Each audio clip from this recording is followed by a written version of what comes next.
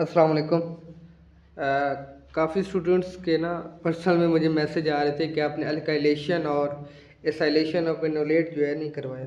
दरअसल वो मैंने करवाया था, लेकिन मैंने मेंशन नहीं किया था और मैंने एक जनरल सा ओवरव्यू दे दिया था। खैर, उसको अब ये हम डिस्कस कर लेते हैं। मैंने हेडिंग दी है अल्काइलेशन ऑफ इनोलेट या फिर एक्टिव मैथिलीन। ये दोनों चीज़ें एक ही हैं, ठीक है। अभी नोट्स में आप लोगों ने देखा इनोलेट भी लिखा होगा, इनोलाइजेशन भी लिखा होगा, तो वो सारी चीज़ें अभी हम यहाँ पे डिस्कस कर लेंगे। सबसे पहले हम ये पढ़ लेते हैं कि जो इनोलेट होते हैं एक्टिव मैथिलीन के, यानी कि इनोलेट ने जो बनना है वो कहाँ से बनना है, एक्टिव मैथिलीन से ही बनेगा। एक्टिव मैथिलीन ने ही इनोलेट को बनाना है, ठीक है।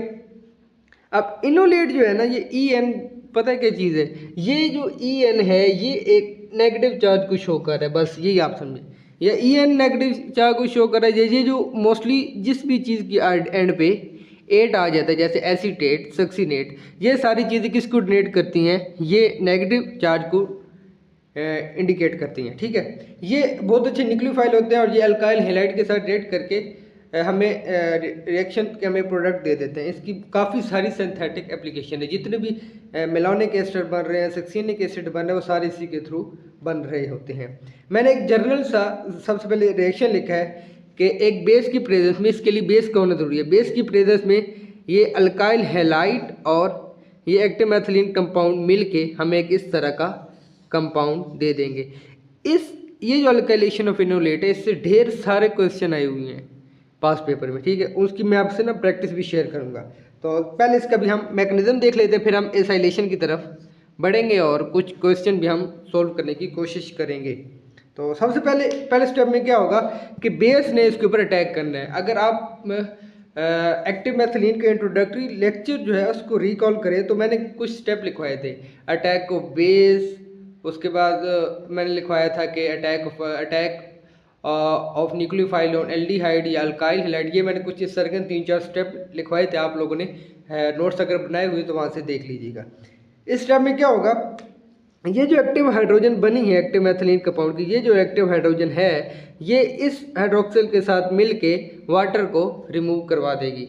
और इसके ऊपर कौन सा चार्ज आएगा, नेगेटिव, और इसके ऊपर कौन सा चार्ज आएगा, पॉजिटिव। तो हमारा जो कंपाउंड है वो कुछ इस तरह से रहेगा, ठीक हो गया। अब मैंने उधर भी ये डिस्कस किया था कि ये जो Na है और ये जो CH है, ये इनके दरम्यान में कोई बॉन्ड नहीं बनता, यानी कि कोई कंपैक्ट किस्म का बॉन्ड नहीं बनता। ये सिर्फ एक इलेक्ट्रोस्टैटिक इंट्रैक्शन होती है। पॉजिटिव और नेगेटिव एक दूसरे को अट्रैक्ट कर रहे होते हैं, जिसकी वजह से ये जो सोडियम है ये इसके साथ रहता है। तो नेक्स्ट स्टेप में अब क्या होना है, इस चीज़ ने अल्काइल हैलाइड जो है उसके ऊपर अटैक करना है।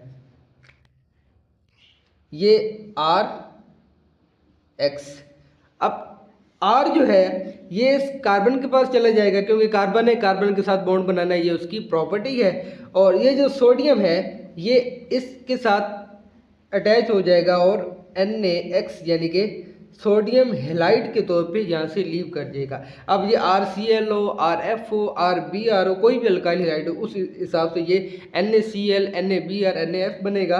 और इसके साथ कौन सी चीज़ अटैच हो जाएगी, R। हम अभी अपना प्रोडक्ट लिख लेते हैं, C double bond O and CH R, C double bond O and H। अच्छा, यहाँ तक ये इसकी अल्काइलेशन हो चुकी है। अल्काइलेशन क्या थी, अगर आपने एरोमेटिक सब्स्टिट्यूशन पढ़ी हो बेंजीन की, तो उसमें फ्राइडल क्राफ्ट अल्काइलेशन हमने पढ़ी थी। अल्काइलेशन यानी कि इंट्रोडक्शन ऑफ अल्काइल ग्रुप। तो ये R क्या चीज़ है, यही अल्काइल है, और इस प्रोसेस को हम क्या कह रहे हैं, अल्काइलेशन। अब ये जो प्रोसेस है ये यहाँ पर रुकता नहीं है। स्टेप नंबर 1, 2, ठीक है। हाँ, 2 स्टेप यहाँ पे पूरे हो गए।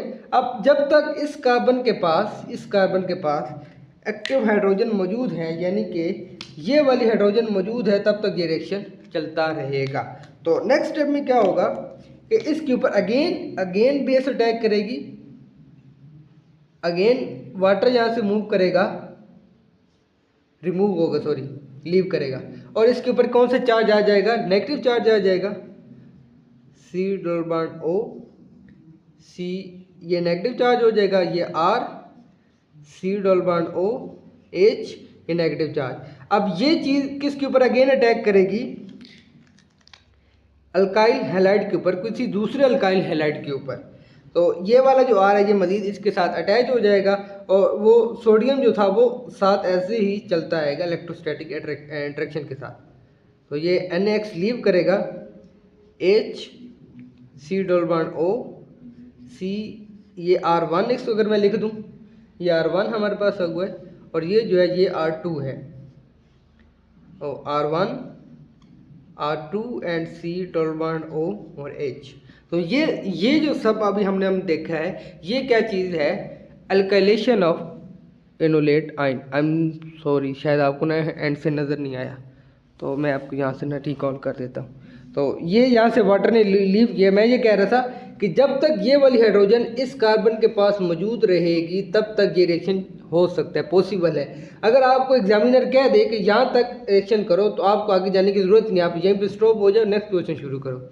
जब ये H मौजूद है इसके ऊपर दोबारा आके बेस अटैक करेगी, वाटर रिमूव होगा और ये इस तरह से नेगेटिव चार्ज यानी कि इनोलेट आयन बनेगा। अब इसने ये इनोलेट आयन अल्काइल हैलाइड के ऊपर अटैक करेगा, एक दूसरा अल्काइल ग्रुप अटैच हो जाएगा। इस चीज़ को हम क्या कहते हैं?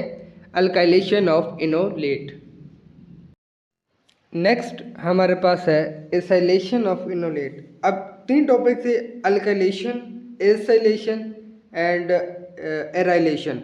तो मैकेनिज्म तीनों का बिल्कुल सेम है, बस सिर्फ क्या है रिएक्टेंट का थोड़ा सा डिफरेंस आ रहा है। सबसे पहले ये देख लिए एसाइल ग्रुप होता कौन सा है? ये RC double bond O positive जो है, ये वाली जो चीज़ होती है ये वाली, इसको हम क्या कहते हैं?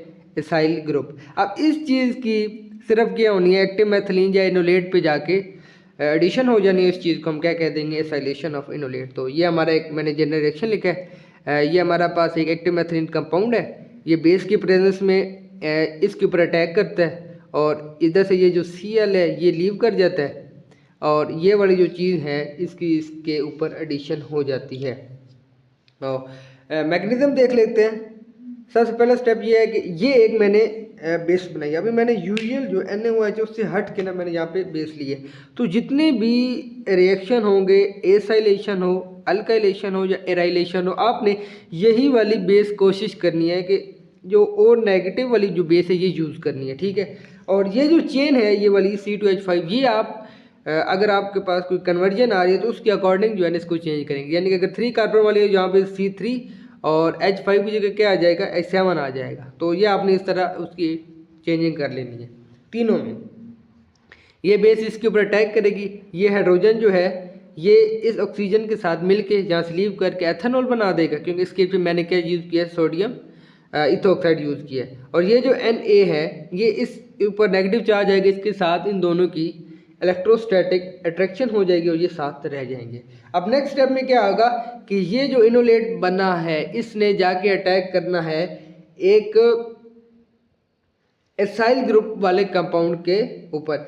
इसको हम कहते हैं एसिड हैलाइड, इसको हम बोलते हैं। ये जो कंपाउंड है एसिड हैलाइड के ऊपर ये अटैक करेगा और ये जो Na है और ये X है ये यहाँ से लीव कर जाएगा, NaX। तो ये याद रखें ये जो X है ये हमेशा हैलोजन होगी, फ्लोरीन, क्लोरीन, ब्रोमीन, आयोडीन। ये यहाँ से लीव कर जाएगा और ये इसके ऊपर एडिशन हो जाएगी और हमारा इस तरह से एक प्रोडक्ट बन जाएगा। C double bond O CH and C double bond O R and C double bond O और R। ये जो चीज़ है ये हमारा एक प्रोडक्ट बन गया। इस चीज़ की एडिशन हो गई है, ये एसाइल ग्रुप है, इसको हम क्या कह रहे हैं? एसाइलेशन। इसमें भी ये वही सेम प्रोसीजर है कि जब तक यहाँ पे हाइड्रोजन मौजूद है ये रिएक्शन फर्दर चलता रहेगा। तो अभी मैं इसको कंबाइन कर रहा हूँ दोनों स्टेप को, यानी कि NaOH की भी एडिशन हो रही है एक स्टेप में, उसके बाद दूसरे स्टेप में RC डबल बॉन्ड O, अच्छा एक सेकेंड, एंड X, ये दूसरे स्टेप में ये जो बेस बनेगी उसके ऊपर अटैक कर देगी और इसको R1 कह रहा हूँ और ये R2 हो जाएगा। तो हमारा जो प्रोडक्ट बनेगा RC double bond O C double bond O, sorry C double bond O R1 and C double bond OR2। इसी तरह अब ये जो R1 R2 लिखने का मकसद ये है कि ये जो है, ये जो R है ये R1 से डिफरेंट होगा, मतलब इनकी जो चेन की लेंथ होगी वो डिफरेंट होगी। नेक्स्ट हमारे पास है एराइलेशन ऑफ इनोलेट। तो इसमें भी वही बस जो है ना वो रिएक्टेंट का डिफरेंट है कि एराइल ग्रुप जो होता है वो इस तरह से एरेनियम आइन होता है, जैसे आप बेंजीन की एरोमेटिक सब्स्टिट्यूशन में अभी हम पढ़ के आए हैं। तो इस तरह का ये एक एक्टिव मेथिलीन कंपाउंड है, ये रिएक्टेंट है। अब इस चीज़ की इसमें एडिशन हो जाएगी बेस की मौजूदगी। अब मैंने यहाँ पे Na पॉजिटिव नहीं लिखा तो इसकी ज़रूरत भी नहीं है, अगर आप ना भी लिखें सिर्फ आप इस तरह से एक बेस लिख दें तो ये चल जाएगा। इसका मैकेनिज्म बिल्कुल सेम होगा जैसे एसाइलेशन और एराइलेशन का है। सिर्फ क्या होगा, जब ये इनोलेट आयन बनेगा ये इस पे जाके अटैक करेगा। तो वो मैकेनिज्म मैं यहाँ नहीं लिख रहा, वो आप लोगों ने प्रैक्टिस करके मुझे भेजना है। तो आज के लिए इतना ही, इंशाल्लाह मिलते हैं नेक्स्ट वीडियो में। अपना ख्याल रखिए, अल्लाह हाफिज़।